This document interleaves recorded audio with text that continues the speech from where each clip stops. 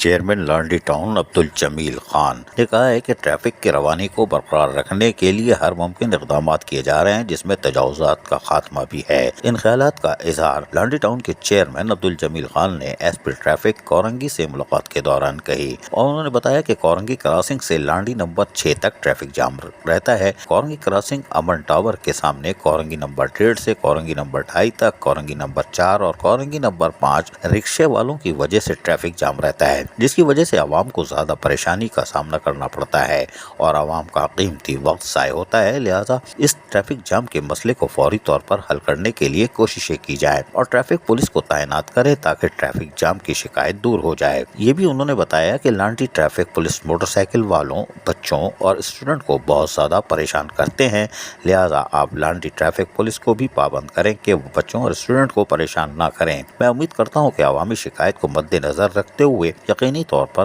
S P traffic اس کی طرف توجہ دیں گے۔ واضح رہے کہ آج سے 1 ماہ پہلے چیئرمین لانڈی ٹاؤن عبدل جمیل خان نے ٹریفک پولیس اہلکاروں کو شاہراہ پر ہی روک کر کہا تھا کہ آپ بچوں کو تنگ نہ کریں، رکشے والوں سے کچھ معاملات ہو جاتے ہیں، لیکن خیر کوئی بات نہیں۔ عزیز عارف، KBS بلدیاتی نیوز کراچی۔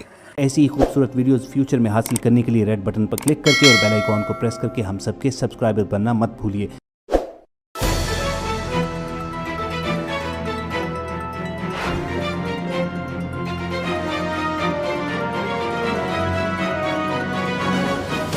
KBS بلدیاتی نیوز۔